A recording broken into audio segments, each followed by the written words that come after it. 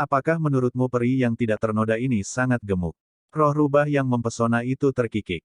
Lemak yang sangat ramping dengan area tertentu yang sangat gemuk. Si Hao bergumam. Sedikit lebih jauh, peri terselubung itu terkejut.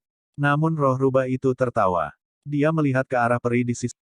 Jika rasanya kita bisa mengakhirinya sekarang. Roh rubah surgawi tertawa dengan bersemangat. Ini mengejutkan si Hao. Dia selalu merasa bahwa wanita yang membawa malapetaka ini sedikit mirip dengan seseorang yang dia kenal. Kamu membawa anak muda ini untuk berurusan denganku. Hujan cahaya menyebar dan beristirahat di sekitar tubuh peri terselubung. Roh rubah surgawi terkikik dan berkata, Saudari Yue-chan, ini adalah orang yang saya temukan. Di mana tuan yang kamu temukan? Si Hao mulai merasa semakin aneh. Apa yang diketahui roh rubah ini tentang dia? Mungkinkah rahasianya sendiri bocor dan identitas aslinya ditemukan? Ini adalah petarung yang kamu pilih dari gurun. Peri Yue-chan bertanya. Matanya yang indah mengungkapkan cahaya yang mencengangkan dan mulai dengan hati-hati memeriksa anak muda di sisi lain. Anak muda seperti dewa, pergi. Lemparkan dirimu padanya. Apakah Anda melihat peri Yue-chan? Dia tertarik padamu. Kata-kata roh rubah surgawi benar-benar kasar. Dia tampak tertawa dengan kegembiraan yang tak tertandingi saat dia menghasut si Hao. Penyihir, berhenti berbicara omong kosong. Ekspresi Yue-chan masih tenang dan acuh tak acuh. Seolah-olah tidak ada yang bisa mengganggu hatinya yang tenang. Pada akhirnya, bertentangan dengan harapan, dia benar-benar tersenyum manis ke arah si Hao dan berkata, kamu juga dipaksa ke sini. Bagaimana kalau kita bekerja sama untuk menghadapinya? Wah, Kak, seharusnya kamu selalu tenang dan tidak pernah tergoda. Bagaimana Anda bisa bertindak begitu bermuka dua? Ini adalah salah satu orang saya, jadi jangan sembarangan mengatur ide Anda kecuali Anda siap untuk mengabdikan hati Anda sepenuhnya. Senyum peri roh rubah sangat cemerlang. Saat si Hao mundur, dia melihat bahwa keduanya benar-benar seperti keindahan surgawi dan dunia lain. Namun, mereka memiliki aura yang sangat berbahaya, dan mereka berdua sangat kuat. Anak muda seperti dewa, untuk apa kamu mendukung? Cepat dan lakukan serangan. Roh rubah surgawi menghasut. Ini adalah masalah antara kalian berdua, dan sama sekali tidak ada hubungannya denganku. Kalian berdua lanjutkan. Si Hao menemukan batu besar dan duduk. Dia menopang dagunya, seolah-olah dia sedang menonton pertunjukan. Dia merencanakan dalam hati. Jika dia tiba-tiba mengaktifkan tubuh emas abadi, bisakah dia menangkap kedua lemak itu? Dia tidak yakin, karena dia tidak bisa melihat menembus batas keduanya. Hei, bocah, hal jahat macam apa yang kamu pikirkan? Saya mencoba untuk menemukan Anda seorang istri di sini. Apakah Anda mencoba memikirkan beberapa cara untuk menyingkirkan kami berdua? Tak perlu dikatakan, wawasan roh rubah surgawi itu terlalu tajam. Dia bisa dengan mudah melihat melalui niatnya. Tidak mungkin. Kalian berdua harus bertarung. Saya akan menonton dari sini. Si Hao menjawab. Langit dan bumi menjadi gelap. Medan perang kuno ini tidak terlalu besar, tapi itu cukup bagi dua wanita cantik yang tak tertandingi untuk bertarung.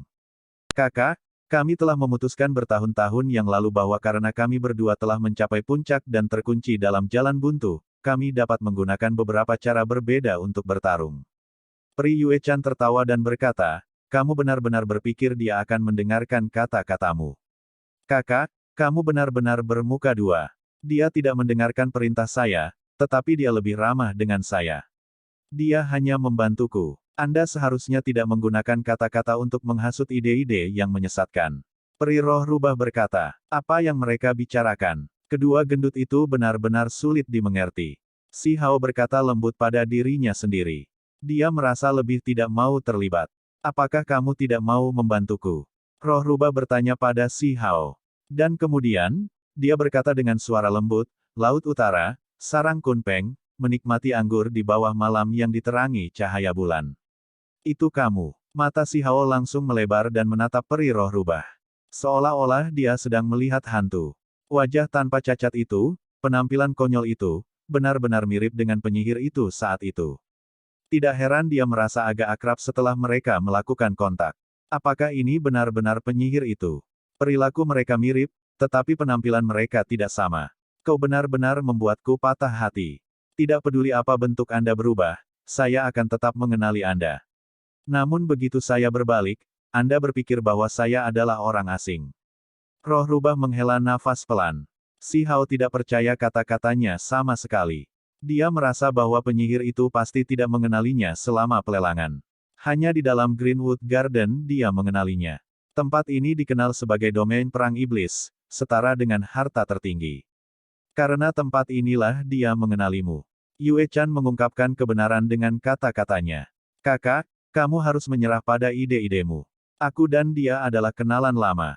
Di masa lalu, kami telah bekerja sama dalam beberapa operasi besar. Kami telah merampok dewa tertinggi, memukuli keturunan dewa laut, haha. Setelah mengatakan hal-hal ini, penyihir itu berbalik dan melihat ke arah si Hao. Anak laki-laki yang suka gemuk, menurutmu Yue Chan cantik. Kamu bisa membawanya kembali ke desamu. Si Hao menghela nafas. Kenyataannya, kesannya tentang penyihir itu cukup bagus, dan itu benar-benar seperti yang dia gambarkan. Keduanya telah melakukan banyak perampokan di Laut Utara. Meskipun mereka bekerja bersama untuk keuntungan mereka sendiri, waktu mereka bersama sangat menyenangkan. Bantuan apa? Dia bertanya pada akhirnya. Jangan terlalu tidak mau. Membantu saya adalah membantu diri Anda sendiri. Semua yang saya katakan adalah nyata. Selama kamu menekan Yue Chan, maka aku akan memberikannya kepadamu sebagai istrimu. Penyihir itu berbicara dengan berani. Si Hao menatapnya. Apakah ini salah satu tubuh rohnya atau ini tubuh aslinya? Aku bukan lawannya. Ranah kultivasinya lebih tinggi dari milikku. Si Hao berkata terus terang. Tidak ada salahnya mencoba. Tempat ini setara dengan harta tertinggi dan dikenal sebagai domain perang iblis. Level kultivasi kami dapat ditekan saat bertarung. Pilih saja alam Heavenly Passage, penyihir itu tersenyum dan berkata. Segera setelah itu, tempat ini menjadi berkabut karena kabut, dan awan mulai mengembun di langit, membuatnya semakin gelap. Si Hao bisa dengan jelas merasakan kultivasinya ditekan ke alam lorong surgawi. Dia mulai menggigil dalam hati. Kedua individu dari luar gurun ini terlalu menakutkan. Mereka benar-benar memiliki harta karun tertinggi seperti ini. Itu benar-benar luar biasa. Peri Yue Chan dikenal bahkan melebihi yang dulu, jadi kamu harus berhati-hati. Penyihir itu mengingatkan. Betulkah? Si Hao terkejut dan mengungkapkan ekspresi terkejut. Dia tidak ingin mengambil tindakan, tetapi setelah mendengar kata-kata ini, dia menjadi semakin bersemangat untuk mencobanya. Tidak perlu bagimu untuk jatuh ke dalam perangkapnya. Peri Yue Chan juga terkejut, menyadari bahwa sikap anak muda itu berubah. Apakah ini maniak pertempuran? Mengapa dia segera ingin mulai bertarung setelah mendengar bahwa dia luar biasa di alam Heavenly Passage? Sebenarnya, alam Heavenly Passage adalah tempat dia unik. Peri Yue Chan tampaknya telah memahami sesuatu dan menambahkan sambil menunjuk ke arah penyihir itu. Aku akan meminta petunjuk padanya nanti. Si Hao menjawab. Pada saat ini, dia menjadi sangat menakutkan. Energi esensi melonjak dari sekelilingnya, dan dia bergegas maju sambil tenggelam dalam cahaya surgawi yang gemilang. Transformasinya terlalu hebat. Baru saja, dia masih halus dan cantik, tapi sekarang, dia seperti dewa iblis tertinggi. Temperamennya benar-benar berubah. Telapak tangan si Hao mendorong ke depan, dan suara gemuruh segera terdengar. Seolah-olah para dewa berteriak, dan pancaran cahaya mengiringi suara itu. Peri Yue Chan terkejut. Begitu pihak lain bergerak, dia tahu bahwa dia menghadapi musuh yang luar biasa hebat. Lengan ramping seperti batu giok bergerak, dan di dalam cahaya warna-warni yang cemerlang, semuanya hancur berantakan seperti rumput liar. Serangan si Hao benar-benar dibubarkan, dan simbol-simbol itu benar-benar dibuang. Si Hao sedikit terguncang. Bagaimanapun juga, wanita ini menakutkan. Dia segera meletus dengan aura yang bahkan lebih kuat. Dia mengeluarkan 10 lorong surgawi, dan masing-masingnya brilian dan menakutkan. Ini adalah pertama kalinya ekspresi Peri Yue Chan berubah. Dia tersentak dan berkata, lagi pula, ada seseorang yang mendirikan 10 lorong surgawi di dalam gurun besar. Pada saat ini, ekspresinya menjadi sangat serius.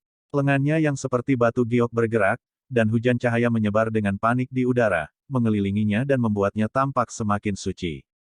Pada saat yang sama, lorong surgawi muncul di sekitar tubuhnya satu demi satu. Dia sebenarnya juga memiliki 10. Si Hao benar-benar terkejut. Ini adalah pertama kalinya seseorang menampilkan 10 lorong surgawi di depannya. Gadis ini misterius dan kuat. Dia bisa melawannya bahkan ketika mereka berada di ranah kultivasi yang sama. Ini adalah pertempuran yang intens. Yang satu seperti Dewa Iblis, dan yang lainnya seperti makhluk abadi di dunia lain. Kekuatan dan keanggunan ada pada saat yang sama ketika pancaran sinar cemerlang meletus di antara keduanya berulang kali. Seluruh tempat itu terguncang, dan tanah mulai retak. Si Hao memiliki sikap seorang master dengan setiap tinju dan tendangan. Meskipun dia masih muda, ketenangan dan ketegasannya benar-benar mengerikan. Pri Yuechan merasakan tekanan yang mendominasi, tapi dia masih tidak merasa panik. Dia dengan tenang melanjutkan untuk bertarung. Ini adalah pertama kalinya Si Hao bertemu seseorang dengan 10 lorong surgawi. Ini adalah peri dari luar wilayah ini, yang terkenal bahkan melampaui orang-orang kuno. Reputasi ini jelas bukan tanpa alasan, dan 10 lorong surgawinya benar-benar luar biasa. Keduanya bertabrakan dengan sengit sekali lagi. Si Hao memiliki keyakinan mutlak dalam ranah ini. Dia sangat percaya bahwa dia bisa menekan musuh manapun di dunia ini. Akibatnya, dia melepaskan kekuatannya. Dia seperti dewa tertinggi yang tak tertandingi saat dia menyerang setiap titik lemah lawannya dan mendekat dengan ganas. Dia benar-benar memiliki aura satu di puncak supremasi. Pri Yuechan tergerak. Sebenarnya ada seseorang yang mampu menumbuhkan temperamen yang tak tertandingi di wilayah gurun. Dia juga masih sangat muda. Ini benar-benar langka. Dengan suara honglong, 10 lorong surgawi Pri Yuechan bersinar, dan sesosok makhluk muncul di dalamnya. Ini adalah perwujudan dari teknik yang berharga. 10 makhluk muncul, dan semuanya berubah menjadi salinan dirinya sendiri. Itu sangat mengejutkan. Di dalam jalur surgawi, ada merak pelangi, burung vermilion yang indah, dan semuanya mengambil bentuk humanoid. Mereka sekarang benar-benar identik dengan Pri Yuechan dengan tubuh yang elegan. Adegan peri yang duduk di lorong surgawi benar-benar mempesona. Hati dan pikiran mereka bergerak bersama, dan setiap orang luar biasa. Mereka membaca mantra, terdengar seperti nyanyian dewa. Itu membuat dunia ini terasa sangat suci, dan aura yang sangat besar menyembunyikan langit dan menutupi bumi untuk menekan Si Hao. Sangat kuat. Si Hao terkejut, tapi dia masih tetap tak kenal takut. Dia percaya bahwa dia tak tertandingi dan bisa mengalahkan siapapun. Namun, dia tidak sabar mengambil langkah. Sebaliknya, dia mundur beberapa langkah dan terus membela diri. Membantu penyihir bukanlah masalah, tapi tidak ada gunanya berjuang sampai mati. Lagi pula, masih sulit baginya untuk menentukan mana yang benar dan mana yang salah. Selain itu, dia percaya bahwa melalui pertempuran ini, Pri Yuechan seharusnya sudah cukup memahami kekuatannya. Jika dia benar-benar datang ke wilayah gurun dengan tujuan, maka dia akan mencoba mengikatnya. Tentu saja, ini dengan prasyarat bahwa dia tidak akan bertarung sampai mati bersamanya. Si Hao tidak ingin terjebak dalam pertempuran dua individu ini dalam keadaan yang tidak jelas. Anak muda seperti dewa, lemparkan dirimu padanya. Penyihir itu berteriak. Ekspresi Pri Yuechan tetap tidak berubah dan masih sangat tenang. Dia menggunakan sosok dewa dari 10 lorong surgawi untuk berurusan dengan anak seperti dewa iblis itu. Ini benar-benar lawan yang tangguh, jadi pikirannya terus-menerus berpikir. Anak muda seperti dewa, kamu harus tahu bahwa di mata Pri Yuechan, tanah terlantar hanya memiliki 3 atau 4 pemuda yang patut diperhatikan. Kedatangannya di ibu kota adalah demi mengikat Si Yi, karena dia menganggapnya sebagai penguasa wilayah gurun. Suara penyihir itu seringan bulu, tapi itu membuat Si Hao menutup matanya. Cahaya yang berkembang di pupilnya menghilang dalam sekejap. Sementara itu, Pri Yuechan ini justru datang untuk Si Yi. Kamu harus mengerti bahwa di luar wilayah ini, nama Pri Yuechan sangat luar biasa. Ketika Si Hao mengangkat tangannya, gelombang biru melonjak dan gelombang laut membubung ke langit. Pri Yuechan mulai melantunkan mantra, dan cahaya muncul dari seluruh tubuhnya. Sangat kuat. Hati Pri Yuechan sangat terguncang. Si Hao melonjak secara vertikal. Gelombang aura yang tak tertandingi melonjak dari tubuhnya. Cahaya antara dua individu menjadi lebih menyilaukan. Si Hao menghancurkan segalanya, menembus lapisan demi lapisan simbol saat dia terbang ke bawah. Dia menukik ke bawah seperti elang. Baik, anak muda seperti dewa, lemparkan dirimu ke depan. Penyihir itu berteriak dari kejauhan. Pada akhirnya, Si Hao menerobos segalanya saat dia turun dari langit. Benar-benar tidak buruk. Sepertinya Anda telah berhasil menciptakan jalan Anda sendiri di alam lorong surgawi. Itu jarang terlihat sejak zaman kuno. Bahkan penyihir itu penuh pujian. Kedua belah pihak berimbang dengan satu serangan ini. Tidak ada yang bisa mendapatkan keuntungan. Peri Yue Chan terdiam. Pihak lawan terlalu kuat, menyerang dengan kekerasan tanpa teknik khusus. Aku datang untuk mencari Si Yi hanya untuk melihat seberapa kuat dia sebenarnya dan apakah dia benar-benar hebat seperti yang dikatakan rumor. Saya ingin melihat dewa kelahiran alami yang sangat dihormati di wilayah gurun ini. Ekspresi Ferry Yue Chan tenang saat dia mengucapkan kata-kata ini. Jelas bahwa dia menyadari sesuatu, karena dia adalah orang yang sangat cerdas, persepsinya tajam, dan dari kata-kata penyihir, dia menduga bahwa pemuda ini tidak memiliki perasaan yang baik terhadap Si Yi. Iya, kakak adalah orang yang sangat jahat. Anda jelas-jelas memperhatikan pria dengan dua murid itu dan bersedia membayar harga yang sangat mahal untuk mengikatnya. Si Hao secara alami tahu bahwa roh rubah menyukai kekacauan dan ingin dia terus bertarung. Namun, pikirannya benar-benar dimainkan olehnya kali ini. Kamu benar-benar penyihir, dia berkata pada dirinya sendiri. Dia masih tidak tahu apakah roh rubah ini hanyalah tubuh spiritual lain atau tubuh aslinya. Kata-kata macam apa itu? Aku hanya memikirkanmu. Peri Yue Chan telah memilih individu bermata dua sebagai tuan. Itu jelas tujuannya, namun dia bersikeras menyeretku bersamanya. Anak muda seperti dewa, lemparkan dirimu. Tarik peri murni dan suci yang dianggap paling cantik di 9 surga itu ke dunia manusia. Biarkan dia tahu betapa tidak terbatasnya dunia fana ini. Mulai sekarang, buat dia melupakan yang abadi dan jadikan dia istri seorang pria. Penyihir itu tertawa terbahak-bahak. Jika kata-kata ini tersebar, itu akan menyinggung seluruh dunia. Jika orang-orang di wilayahnya tahu, banyak anak muda pasti akan marah. Putaran pertempuran lainnya dimulai. Si Hao berlari di sepanjang bumi besar dengan seluruh tubuhnya bersinar. Di sekelilingnya, 10 lorong surgawi besar meraung, menyebabkan ekspresi kedua gadis itu berubah. Ini adalah pertama kalinya Peri Yue Chan bertemu dengan seseorang yang begitu kuat di alam lorong surgawi. Namun, hari ini, dia bertemu dengan pemuda yang luar biasa. Telapak tangan Si Hao turun, dan kedua pihak bertabrakan sekali lagi. String demi string cahaya surgawi meledak dengan simbol meletus seperti api yang menyala-nyala, menutupi seluruh tempat ini dalam cahaya yang gemerlap. Sky mengubah seni surgawi. Penyihir itu mengucapkan 4 kata ini, membuat Si Hao benar-benar tercengang. Jadi ternyata inilah yang dia gunakan. Pertarungan antara keduanya terkadang seperti elang di langit, terkadang seperti kera iblis yang menginjak-injak gunung, dan terkadang seperti makhluk abadi yang menunjukkan kekuatan mereka. Adegan ini sangat menakutkan. Tidak hanya Peri Yue Chan yang terkejut, bahkan penyihir itu pun terkejut. Mata cerdasnya terus bergerak. Hehe, saya telah menemukan harta karun. Kakak Yue Chan, apakah anak muda ini layak untukmu? Ini adalah seseorang yang benar-benar bahu-membahu dengan Anda, dan bahkan dapat menekan Anda di alam Heavenly Passage. Saya tahu bahwa Anda masih memiliki kartu truf, tetapi Anda harus tahu bahwa orang ini juga tidak harus menggunakan semua yang dia miliki. Kata penyihir itu sambil tersenyum. Peri Yue Chan merasa sulit untuk menenangkan pikirannya. Dalam domain perang iblis ini, dia benar-benar bertemu dengan pemuda yang tak tertandingi. Dia benar-benar bahkan mungkin dalam bahaya. Kakak, akui saja bahwa kamu telah kalah taruhan. Anda telah mengatakan sebelumnya bahwa jika Anda pernah kalah dari yang lain, maka Anda akan mengizinkan saya untuk menanganinya dan menikahkan Anda. Kata penyihir itu sambil tersenyum. Peri Yue Chan merasakan tekanan yang luar biasa. Pertempuran ini sangat tidak menguntungkan baginya. Dia memahami kekuatan penyihir, tetapi tidak pernah berpikir bahwa dia akan menemukan pemuda yang aneh. Wilayah gurun jauh melampaui prediksinya. Dia dikenal sebagai peri, mewakili seluruh sekte besar. Dia biasanya tinggi dan perkasa, dan di dalam wilayahnya, identitasnya luar biasa.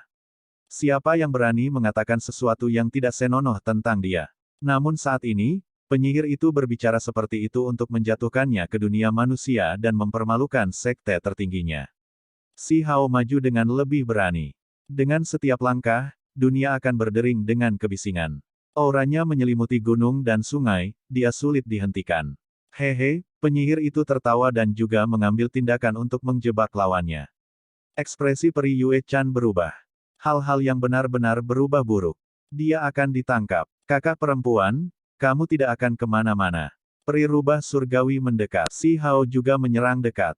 Dengan serangan telapak tangannya, dia menghancurkan banyak simbol dan menekan peri Yue Chan.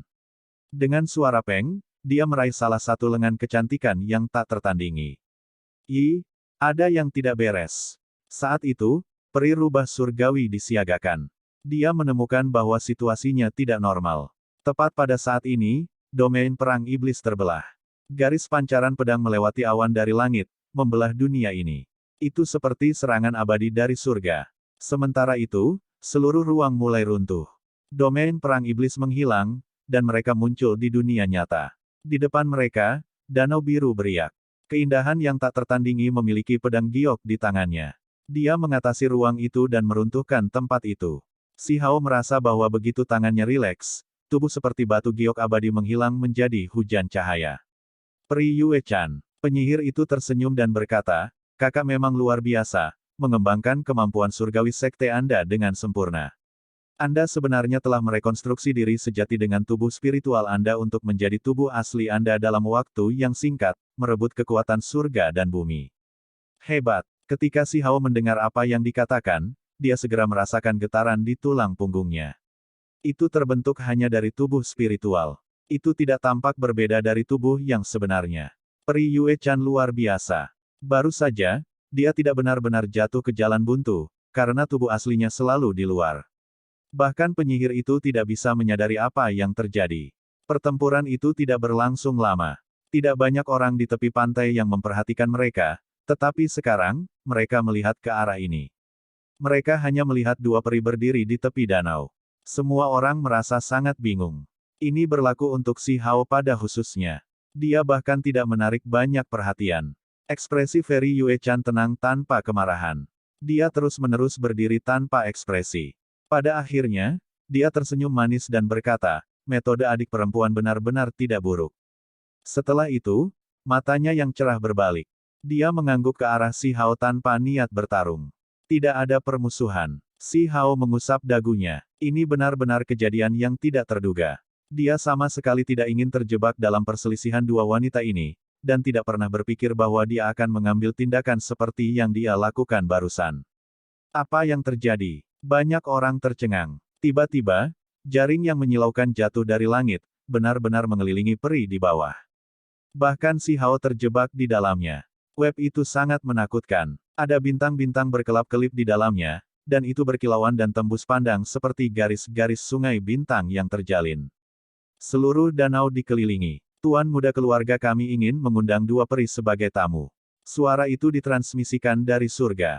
Sejumlah besar awan hitam melonjak, menciptakan suara guntur bergulir. Honglonglong terdengar saat turun dengan cepat.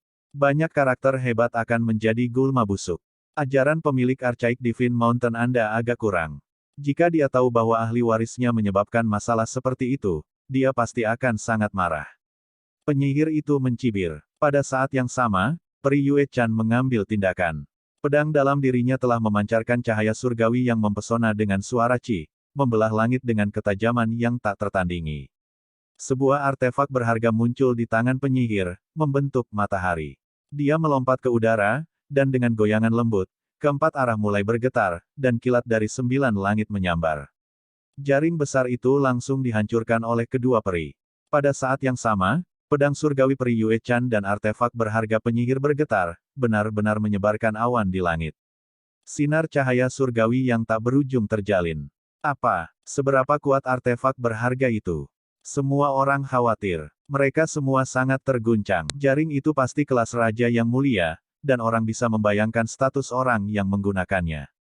Namun pada akhirnya, di bawah dua artefak berharga ini, itu tidak memiliki peluang. Dengan suara pu, pedang giok itu meledak dengan cahaya yang tak habis-habisnya, memenggal kepala burung besar, langsung membunuhnya. Peri Yue Chan sangat kuat. Apakah pedangnya adalah artefak suci kuno? Banyak orang gemetar. Kekuatan pedang itu terlalu besar. Langit berguncang, dan artefak berharga penyihir itu menyala dan mengguncang mayat burung besar tanpa kepala itu menjadi bubuk.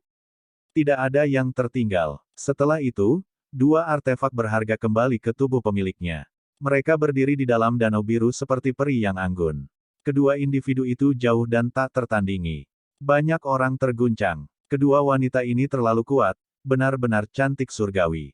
Artefak magis yang mereka pegang bahkan lebih menakutkan, mampu membunuh bahkan raja yang mulia. Bagaimana mereka bisa begitu kuat? Banyak orang merasa sulit untuk percaya. Mereka hanya tidak bisa membayangkan bagaimana itu mungkin.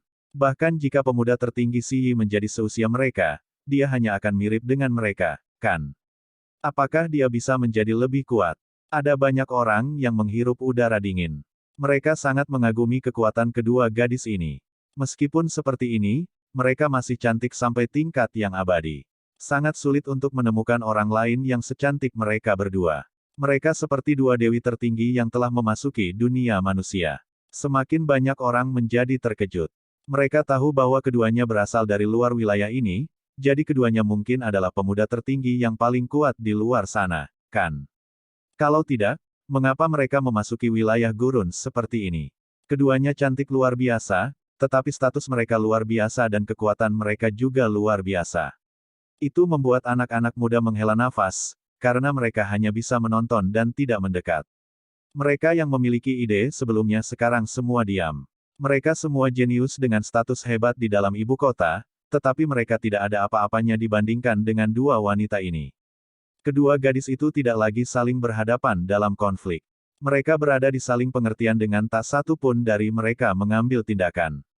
Kelompok talenta hebat berpisah dan mengikuti keduanya dengan tatapan penuh gairah. Meskipun mereka telah menyingkirkan banyak pikiran mereka, mereka masih bisa mengikuti dan berdiskusi dengan penuh semangat. Dunia kembali damai. Xi Hao sangat polos saat dia mengulurkan tangannya dan berdiri di samping danau. Kedua gadis itu bahkan tidak mengatakan apa-apa lagi padanya. Dia tahu bahwa ini hanya sementara. Keduanya tidak mau bertarung di sini, tetapi mereka masih memperhatikannya dengan cermat. Hanya saja, mereka tidak ingin mengungkapkan kekuatannya kepada semua orang di sini. Xi Hao berjalan menuju tumpukan makanan. Ada seseorang yang ditugaskan untuk memanggang daging, dan semua jenis wewangian yang lezat bisa tercium. Ada juga berbagai macam anggur yang baik yang memancarkan wewangian memabukkan. Aku suka pertemuan seperti ini. Segera setelah itu, dia mengesampingkan yang lainnya dan fokus pada makan dan minum sebanyak yang dia inginkan. Kenyataannya, meskipun dia berada di tepi danau dan relatif dekat dengan kedua gadis itu, tidak terlalu banyak orang yang memperhatikannya. Mereka semua berpikir bahwa entah bagaimana dia terjebak dalam kekacauan, dan tidak ada dari mereka yang membuat hubungan antara dia dan kedua gadis itu. Karena itu, dia tidak terlalu memperhatikan dirinya sendiri. Hanya ketika makannya yang luar biasa terungkap, orang-orang di dekatnya mengungkapkan ekspresi terkejut. Beberapa gadis diam-diam berdiskusi. Apakah kamu melihatnya? Orang itu benar-benar bisa makan. Sapi gemuk panggang itu hampir sepenuhnya dikonsumsi olehnya sendirian. Ini kamu, foodie. Seorang kecantikan mengenalinya dan memberinya evaluasi ini. Gemuk, ini tidak seperti aku memakan porsimu. Xi Hao menjawab. Putri tertua dari gigi Thunder Clan Gatal. Orang ini telah memenangkan tulang misterius darinya di rumah lelang, jadi dia sudah kesal cukup lama. Sekarang, dia disebut gendut, jadi bagaimana dia bisa tahan dengan provokasi ini? Pada akhirnya, dia menghentakkan kakinya dengan marah, tetapi tidak meledak karena marah. Dia berjalan ke arah lain. Baik, Anda benar-benar datang. Anda benar-benar makan dan minum di sini dengan sangat hati-hati. Sebuah suara marah terdengar. Justru Liu Han yang kereta perang perunggunya dicuri darinya dan teman-temannya. Selain orang-orang ini, masih ada dua orang lain yang datang. Kekuatan mereka tidak biasa dan tampak cukup kuat. Mereka berdua adalah pewaris raja-raja yang mulia. Terima kasih telah mengizinkanku meminjam kereta perangmu. Saya sudah selesai dengan itu, jadi kalian bisa menggunakannya seperti yang Anda inginkan ketika Anda kembali, kata Xi Hao. Dia kemudian terus memanjakan dirinya dengan makanan lezat. Kamu, benar-benar tidak masuk akal. Liu Han sangat marah. Dilahirkan di istana Lord Ling Yun, kapan dia pernah dianiaya seperti ini? Dia dipukuli, dan kemudian kereta perunggunya dicuri. Itu benar-benar jenis penghinaan. Namun, dia masih tidak berani membuat keributan di sini. Dia takut lebih banyak orang akan mengetahuinya, karena itu benar-benar seperti lelucon besar. Pukul dia, lalu lempar dia ke danau. Dia berkata dengan suara lembut. Dia kemudian sedikit mengisyaratkan agar kedua wajah asing itu mengambil tindakan. Mereka adalah dua pewaris raja bangsawan yang sangat kuat. Liu Han, ingatlah bahwa kamu berutang padaku artefak berharga yang kuat. Salah satu dari mereka tertawa dingin dan berkata, "Baik." Liu Han mengangguk. Meskipun dia diperas, dia masih ingin meminjam kekuatan pihak lain untuk menaklukkan anak muda yang penuh kebencian itu. Kalau tidak, dia tidak bisa menghilangkan amarahnya. Orang itu mengambil tindakan. Telapak tangannya langsung mengenai, dan dengan mencibir, dia berkata, "Pergi mandi di danau dan bangun." Orang-orang di sekitarnya segera menyingkir. Hal-hal seperti ini terlalu sering terjadi di sini. Belum lama sejak pertemuan dimulai, namun sudah ada banyak pertempuran yang pecah, sampai beberapa orang hampir mati. Kumpulan para jenius seperti ini. Selain interaksi timbal balik, ada juga pertempuran yang keras dan intens. Permukaan danau beriak, dan air berkembang tinggi ke udara. Semua orang tercengang, tetapi kemudian mereka semua tertawa terbahak-bahak. Ada seseorang yang mendarat di dalam dengan cara yang sangat memalukan. Kamu, orang yang baru saja mengambil tindakan merasa wajahnya benar-benar putih. Dengan hanya satu pertukaran, dia dilemparkan ke danau. Anak muda itu bahkan tidak bangun. Tetaplah di sana dengan patuh. Jika Anda berani bangun, maka saya tidak dapat menjamin bahwa tidak akan ada bahaya bagi hidup Anda, kata si Hao dengan tenang. Bagaimana bocah itu bisa begitu jahat? Liu Han berteriak. Segera setelah itu, suara Putong terus terdengar. Liu Han berteriak sedih, karena dia telah dikirim terbang bersama dengan beberapa orang lain ke dalam danau. Hahaha, semua orang tertawa keras, membuat wajah orang-orang di danau menjadi sangat merah. Ini benar-benar memalukan. Hanya dalam waktu singkat, semua orang ini dibiarkan dalam keadaan menyesal. Tak satu pun dari mereka berani naik ke darat di ujung Si Hao, jadi mereka semua berenang menuju tepi seberang. Aku ingin tahu apakah saudara ini dapat berpisah dengan itemnya. Selama pelelangan, kami tidak dapat memperoleh tulang itu, jadi kami ingin membelinya dari Anda sekarang. Pada saat itu, seorang anak muda berjalan mendekat. Dia tampaknya berasal dari sekte yang sama dengan putri tertua klan Guntur. Mereka tiba di Greenwood Garden bersama-sama, dan dia juga muncul di pelelangan. Pikiran si Hao sedikit bergetar. Kesadaran spiritualnya tajam dan sudah merasakan bahwa ini adalah makhluk berdarah murni yang kuat. Klan Guntur benar-benar tidak sederhana. Maaf, aku tidak ingin memberikannya. Dia menggelengkan kepalanya. Siapa yang bercanda? Itu mungkin bagian lain dari catatan primordial sejati, jadi dia pasti tidak bisa kehilangannya. Mungkinkah pihak lain juga memperhatikan dan mengenali bahwa ini mungkin sepotong tulang surgawi? Itu benar-benar terlalu disayangkan. Saya harap saudara ini akan menghubungi saya setelah dia memikirkan semuanya, kata pria muda itu. Pertemuan pertukaran sedang terjadi. Mari kita lihat apakah ada harta yang luar biasa. Di kejauhan, ada beberapa orang yang berbicara. Bahkan Pangeran Kekaisaran tidak bisa menunggu lebih lama lagi dan segera pergi. Putri sulung klan Guntur dan makhluk berdarah murni itu juga pergi ke daerah itu. Tidak hanya para jenius yang bisa bertanding di ibu kota, mereka juga bisa bertukar harta magis dan hal-hal lain. Ini adalah pertemuan pertukaran yang langka. Bahkan, ada kalanya tempat ini juga menjadi tempat di mana beberapa pewaris raja bangsawan menguji artefak berharga mereka satu sama lain untuk melihat siapa yang lebih kuat. Hari itu sangat meriah, karena selain semua jenius, ada juga beberapa staf toko artefak berharga yang diundang. Mereka semua membawa beberapa harta terbaik mereka. Agar artefak berharga beredar, orang-orang ini secara alami dibutuhkan. Hanya dengan mereka di sini harta pertempuran bisa menjadi lebih menarik. Ada hal-hal yang saya butuhkan di sini. Begitu dia masuk, pagoda kecil di rambut si Hao mulai bergerak dan mengirimkan suara. Ini adalah beberapa harta kuno yang digali dari reruntuhan. Mereka hampir sepenuhnya rusak, tetapi tidak ada kekurangan item luar biasa di antara mereka. Belum lama ini, kami bahkan menemukan artefak suci di dalamnya. Ini diucapkan oleh manajer salah satu toko senjata paling kaya dan terkenal di ibu kota. Selain beberapa harta terbaik tokonya, dia juga membawa bingkisan. Di dalamnya ada beberapa senjata kuno yang rusak seperti belati taring serigala, busur tendon naga banjir, dan lainnya. Meskipun mereka semua dalam kondisi yang mengerikan, masih cukup jelas bahwa mereka tidak biasa. Itu adalah sesuatu yang baik di masa lalu, tetapi seiring berjalannya waktu, itu telah berubah bentuk dan hancur. Banyak orang melihat ke sini, tetapi mereka semua menggelengkan kepala sebelum pergi. Si Hao dapat dengan lancar membeli belati taring serigala itu dengan harga murah. Itu dalam kondisi yang sangat buruk dan hampir rusak. Pagoda kecil itu dengan cepat melahapnya di tempat yang tidak ada orang lain. Segera setelah itu, ia memberitahu Si Hao bahwa itu akan memberinya satu lagi kesempatan menyelamatkan nyawa. Kamu, berperilaku begitu lugas. Apa sebenarnya itu? Si Hao sangat terkejut. Bagaimana bisa pihak lain tiba-tiba menjadi begitu murah hati dan tidak hanya memberinya setengah manfaat? Ini tidak terbuat dari taring serigala, melainkan dari gigi naga, jawab pagoda kecil itu. Si Hao segera menjadi panik. Apa, itu sebenarnya taring naga? Itu, dikonsumsi begitu saja. Tepatnya, itu adalah gigi anak naga. Itu bukan gigi naga sejati. Pagoda kecil itu memberitahunya bahwa aura yang dirasakan saat pertama kali memasuki ibu kota justru belati ini. Namun, itu tidak menyangka seseorang akan benar-benar membawanya ke sini, menghemat sedikit usaha. Si Hao menghela nafas dan kemudian benar-benar tenang. Sekarang, bahkan jika dia mengobarkan perang besar dengan Si Ziteng dan orang-orang di belakangnya, dia tetap tidak akan takut. Laba-laba iblis kuno, kamu memaksa kakekku pergi, jadi aku menuntut penjelasan.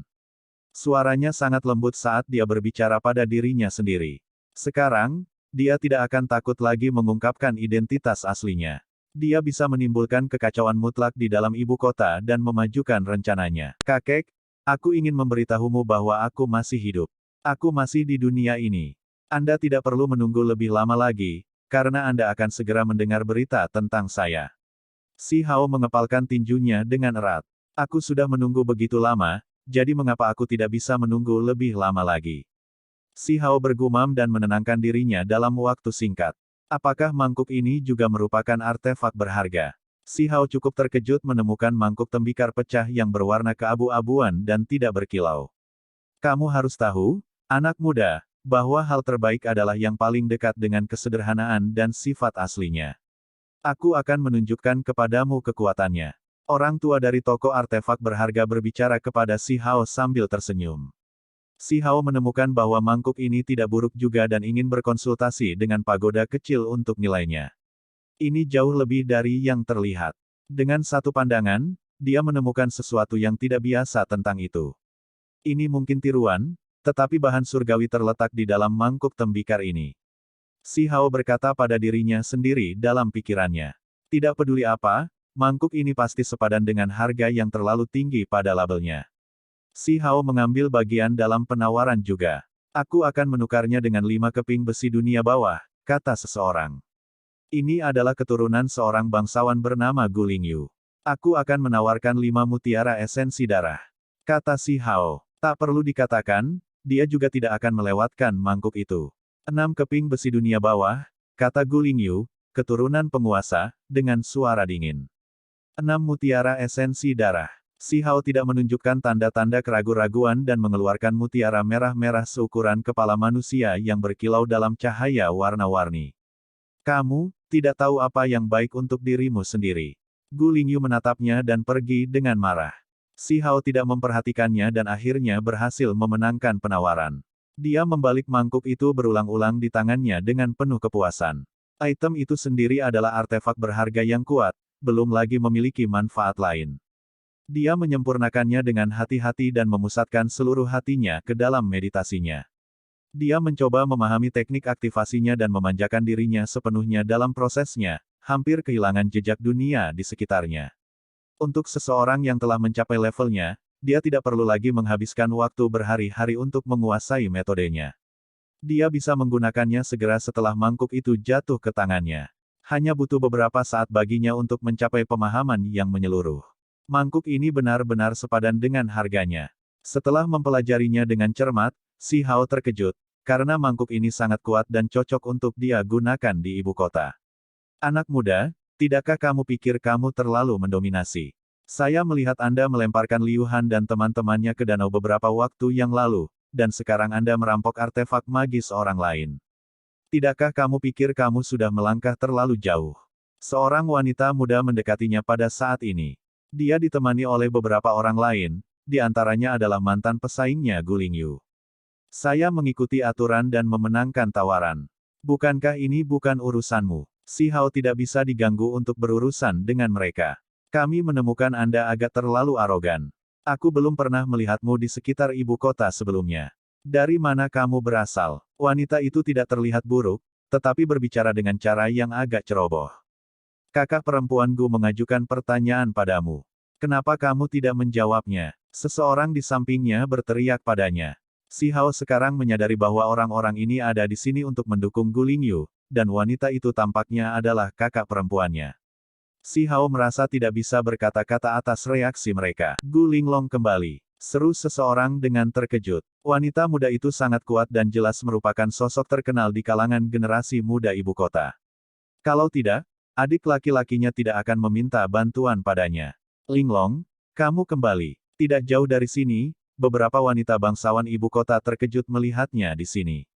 Mereka semua berjalan mendekat, di antaranya adalah Putri 16 dan putri tertua dari klan Guntur. Gu Linglong mengangguk pada mereka dan tersenyum.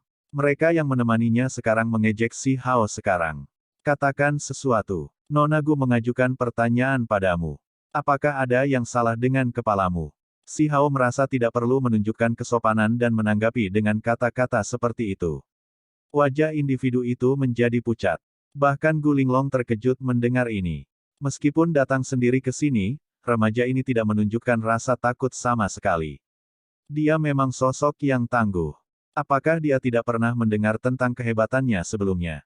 Pada titik ini, Putri 16 dan putri tertua dari klan Guntur telah tiba. Pasangan ini memiliki reputasi sebagai mutiara ibu kota, dan memang menakjubkan untuk dilihat. Kecantikan mereka membuat beberapa penonton ngiler secara rahasia. Kamu sudah keterlaluan, kata Gu Linglong. Kamu konyol. Si Hao membalas. Suasana menjadi dingin seketika. Dengan kedatangan sekelompok orang seperti itu, terutama ketika wanita luar biasa ini ada di antara mereka, si Hao masih bersikap acuh tak acuh. Orang sekuat Gu Linglong jelas tidak senang. Semakin banyak orang berkumpul di sini, beberapa di antaranya memiliki aura yang sangat menonjol. Apa yang sedang terjadi? Salah satu dari mereka bertanya pada Putri 16. Dia diterima dengan sopan oleh orang-orang yang mulia seperti Putri 16, yang jelas membuktikan pentingnya dia. Si Hao tertawa terbahak-bahak. Meskipun remaja itu dalam bentuk manusia sekarang, si Hao langsung mengenalinya, karena jalan mereka telah dilewati sebelumnya. Remaja itu adalah naga bertanduk yang dia lawan di Hundred Sateret Mountains dan kemudian ditekan olehnya di Void God Realm. Dagingnya telah dipotong oleh si Hao untuk dijadikan sup. Dia tidak mengeluarkan suara, tetapi malah mengirimkan sebagian auranya ke arah remaja itu. Naga bertanduk segera bergidik dan tersentak. Dia tidak bisa membantu tetapi tersandung kembali. Meskipun dia tidak tahu siapa orang itu, dia merasakan aura permusuhan, yang berarti bahwa orang itu telah membunuh makhluk berdarah murni sebelumnya. Dia mundur selangkah dan menatap lama ke arah si Hao. Dia kemudian menoleh ke Putri 16 dan berkata, jangan main-main dengannya. Banyak orang di antara kerumunan itu mengubah wajah mereka dengan kata-kata seperti itu, karena mereka tahu identitas remaja itu. Beberapa makhluk berdarah murni ada di sini kali ini, dan orang-orang seperti Putri 16 semua tahu bahwa dia adalah naga bertanduk. Namun, dia jelas terintimidasi oleh bocah itu. Pergantian peristiwa seperti itu sangat menakutkan. Gu Linglong bahkan lebih heran dan tidak bisa membantu tetapi tersandung ke belakang. Saudara, Gu Lingyu tercengang. Diam. Gu Linglong memarahinya. Tempat itu berubah menjadi sangat sunyi sekarang. Para wanita bangsawan ibu kota seperti putri tertua dari klan Guntur dan Putri 16 semuanya sangat terkejut. Pelamar mereka, di sisi lain, merasa hati mereka terguncang dan terguncang di luar imajinasi. Apakah naga bertanduk sudah bertemu teman lamanya? Siapa orang ini yang sangat membuatmu takut? Biarkan aku melihatnya. Saat itu, suara sembrono datang dari jauh.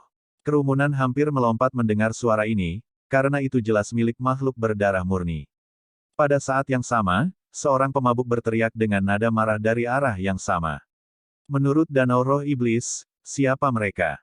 Siapa mereka untuk ikut campur dengan urusan marsial Imperial Manor kita? Kerumunan itu tercengang. Pria itu adalah murid marsial Imperial Manor dan telah memprotes sebelumnya ketika dia mabuk. Orang-orang dari marsial Imperial Manor tidak memiliki sopan santun sama sekali.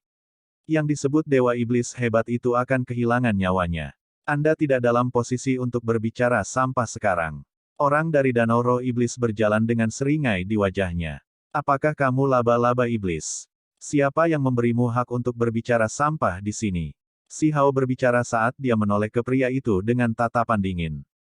Kata-kata si Hao membuat seluruh tempat menjadi sunyi senyap. Apakah kamu akan menyerah pada orang ini? Naga bertanduk. Namun, saya tidak akan menganggapnya begitu serius. Dia tidak tampak begitu istimewa bagiku, kata remaja berambut hijau itu. Naga bertanduk mengabaikannya dan tidak mengatakan apa-apa. Mata semua orang tertuju pada si Hao sekarang. Lebih banyak orang berkumpul, mencoba menyaksikan pertempuran besar yang akan segera dimulai. Untuk apa kamu pamer? Si Hao berbicara tiba-tiba. Provokasi itu membuat alis remaja itu berkedut tak terkendali. Ini keterlaluan. Bahkan setelah mengetahui bahwa dia berasal dari Danau Roh Iblis, bocah itu masih berani memprovokasi dia. Sepertinya dia telah memilih seseorang yang suka memainkannya dengan cara yang sulit. Remaja berambut hijau itu menatap si Hao dan memperhatikannya dengan amah. Namun, dia tidak bisa merasakan aura apapun. Si Hao hanya berdiri di sana dengan damai, seolah-olah dia adalah lembah kosong. Orang hanya bisa merasakan ketenangan yang datang darinya. Naga bertanduk juga tidak mengatakan apa-apa. Dia lebih dari senang untuk memainkan peran sebagai pengamat yang tidak tertarik dan merasa tidak perlu terlibat dalam kekacauan ini. Selain itu, dia agak jijik dengan laba-laba iblis ini dan dia akan senang melihat laba-laba itu menderita. Beberapa orang selalu berpikir bahwa mereka cukup kuat untuk memimpin suatu wilayah dan pasangan mereka jarang didapat. Sedikit yang mereka tahu bahwa begitu dibawa ke seluruh gurun, mereka menjadi bukan siapa-siapa. Remaja berambut hijau itu berkata sambil menatap si Hao dengan curiga. Kamu tahu ini sendiri dan kamu masih pamer di sini. Tersesat sudah. Suara si Hao sangat dingin. Apalagi dengan bagian, tersesat, yang dia tekankan dengan nada tegas. Banyak orang bergidik mendengar kata-katanya. Remaja berambut hijau itu menjadi pucat, karena itu adalah kata-kata yang sangat memalukan. Dia bermaksud memberi si Hao pelajaran, tetapi malah membawanya sendiri. Si Hao juga menambahkan ekspresi, tersesat, yang terlalu memalukan untuk ditanggungnya.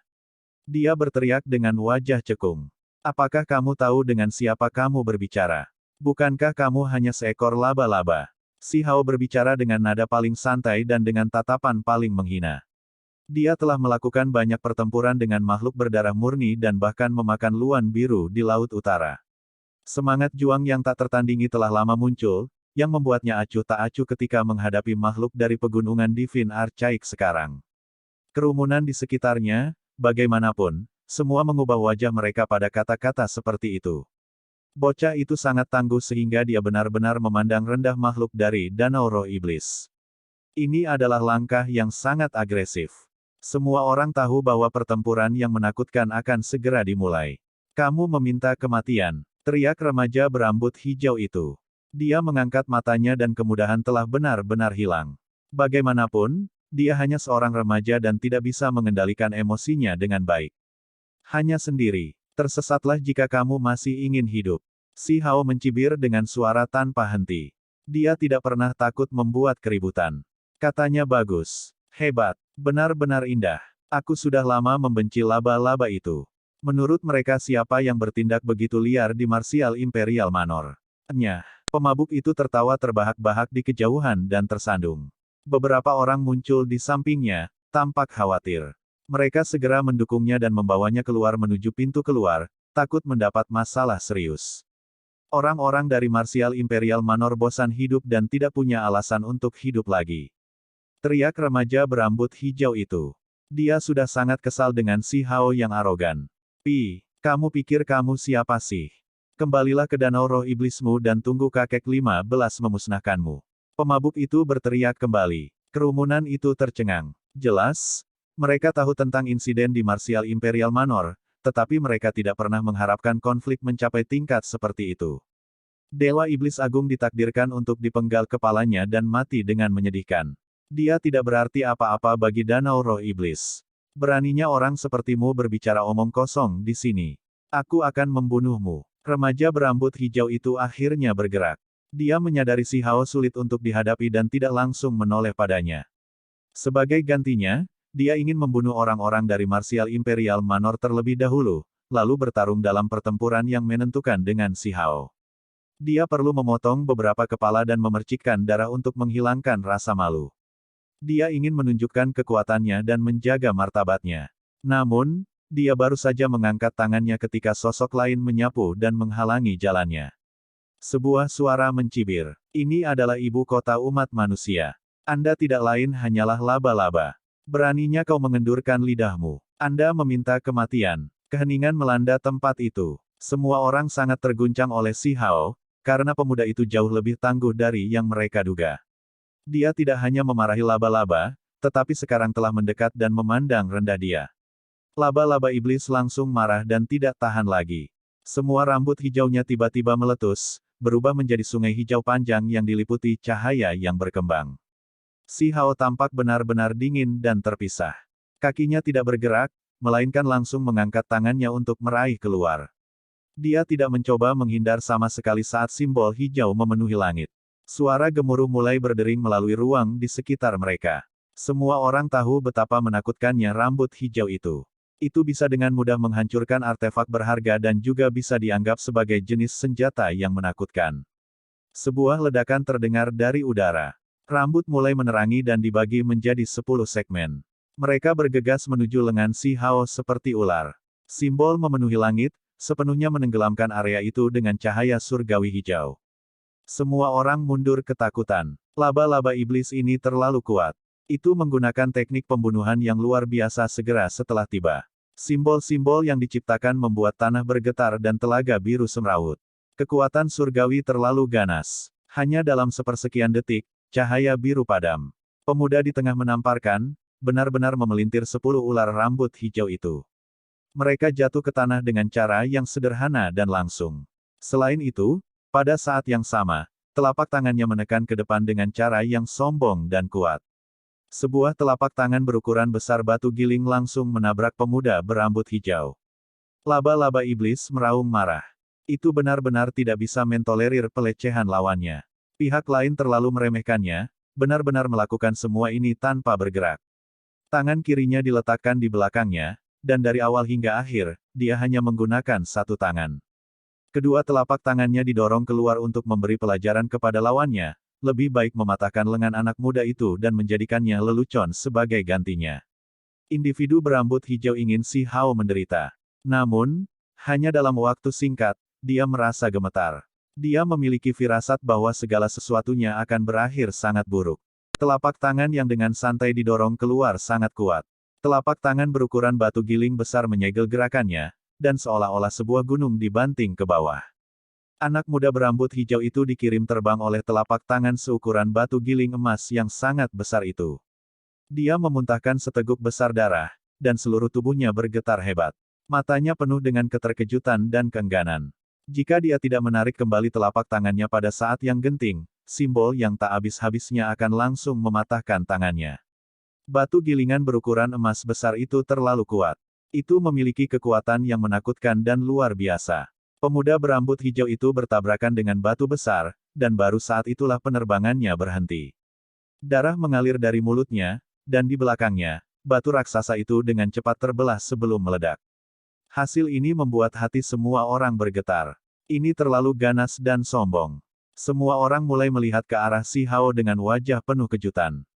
Ini adalah makhluk berdarah murni, namun dia dikirim terbang dengan satu telapak tangan. Seberapa menakutkan ini? Wajah Gulingyu menjadi benar-benar putih. Dia ingin memperebutkan mangkuk keramik itu dengan pihak lain sekarang dan bahkan membawa saudara perempuannya untuk menimbulkan masalah. Dia merasakan gelombang stres, dan tubuhnya menjadi lemah. Dia merasa sulit untuk berdiri tanpa gemetar. Gulinglong, putri 16, putri tertua klan Guntur juga tercengang. Wajah cantik mereka penuh dengan keheranan. Dari mana datangnya individu yang luar biasa ini? Hati mereka mulai dipenuhi gelombang. Baru sekarang mereka menyadari betapa tepat waktu peringatan naga bertanduk itu. Pemuda ini terlalu gila, bahkan mampu membalikkan laba-laba iblis bermata hitam. Dia terlalu mendominasi dan kuat. Ah! Laba-laba iblis itu berteriak dan hampir gila. Cahaya bersinar dari seluruh tubuhnya, dan simbol menutupinya dengan rapat saat bentuk aslinya terungkap. Seekor laba-laba besar muncul. Tubuhnya ditutupi rambut hijau gelap seperti jarum, dan semuanya cemerlang. Tubuhnya sangat besar, lebih dari beberapa zang panjangnya. Itu menggantung di udara dan menatap Si Hao. Semua orang menghirup udara dingin. Apakah ini tubuh asli laba-laba iblis bermata hitam? Penampilannya terlalu menakutkan. 8 kakinya tebal dan berkedip-kedip dengan cahaya dingin. Mereka tampak seperti 8 tombak pertempuran. Suara logam terdengar saat salah satu kaki laba-laba terbanting dari langit. Itu tidak berbeda dari tombak pertempuran, dan ketika diarahkan keluar, itu terlalu tajam. Sepertinya tidak ada yang tidak bisa ditembusnya. Si Hao ingin mengujinya. Dia membuang sepotong tulang simbol, tetapi pada akhirnya, itu tertusuk dan bahkan hancur. Tulang berharga primitif berubah menjadi bubuk. Semua orang menjadi tercengang. Setiap wajah mereka menjadi pucat. Laba-laba iblis ini terlalu kuat. Berapa banyak manusia dari generasi ini yang bisa menghadapinya secara langsung? Ini bagus. Jadi kokoh. Ini adalah bahan yang sangat bagus untuk membuat artefak berharga. Ketika kata-kata si Hao terdengar, semua orang menjadi tercengang. Terlepas dari apakah itu jenius dari mutiara ibu kota, mereka semua dibungkam. Sial, telapak tangan si Hao menghantam kaki laba-laba, membuat laba-laba iblis berteriak sedih. Itu melihat retakan muncul dari pangkal kakinya dengan cairan mengalir keluar. Itu hampir dihapus dari serangan itu. Laba-laba iblis meraung marah dan meludahkan benang putih berkilau untuk membungkus tubuh si Hao. Serangan itu terlalu cepat dan kuat. Si Hao mengelak, dan benang sutra mendarat di tanah. Ini adalah tempat di mana artefak magis ditampilkan dan dipertukarkan, namun pada akhirnya, satu toko senjata memiliki beberapa artefak berharga yang bersentuhan dengannya, segera berubah menjadi asap hijau dan terkorosi menjadi limbah.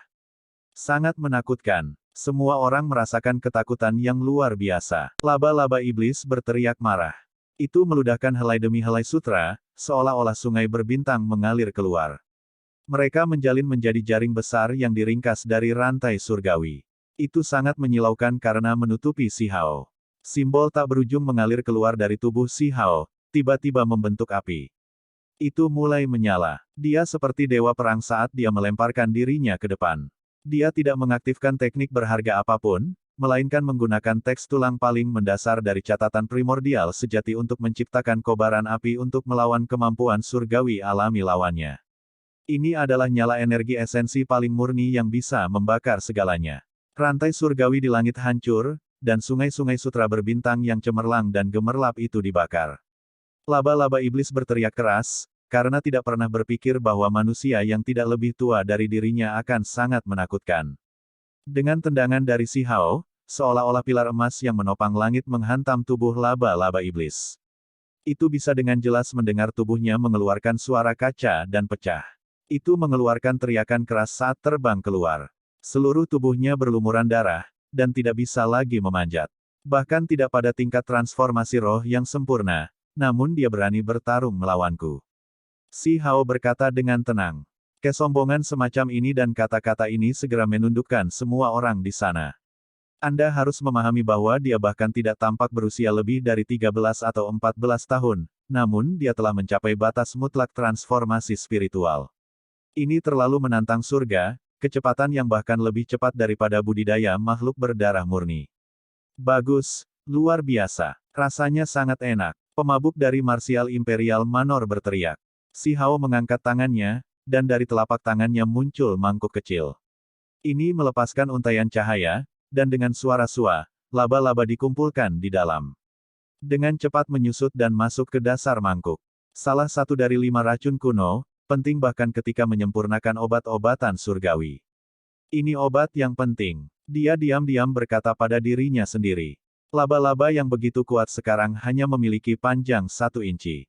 Tubuhnya telah menyusut berkali-kali, dan tubuhnya yang hijau tua tergeletak di dasar mangkuk, tidak bisa bergerak sama sekali. Semua orang menjadi ketakutan. Apakah anak muda ini bercanda? Dia menganggap makhluk berdarah murni yang begitu kuat hanya sebagai obat penting. Kalajengking, laba-laba, ular, lipan, katak, ini adalah 5 racun yang dibutuhkan untuk memperbaiki obat. 5 racun yang dia bicarakan semuanya adalah dewa iblis terlarang bertahun-tahun yang lalu. Film pun berakhir.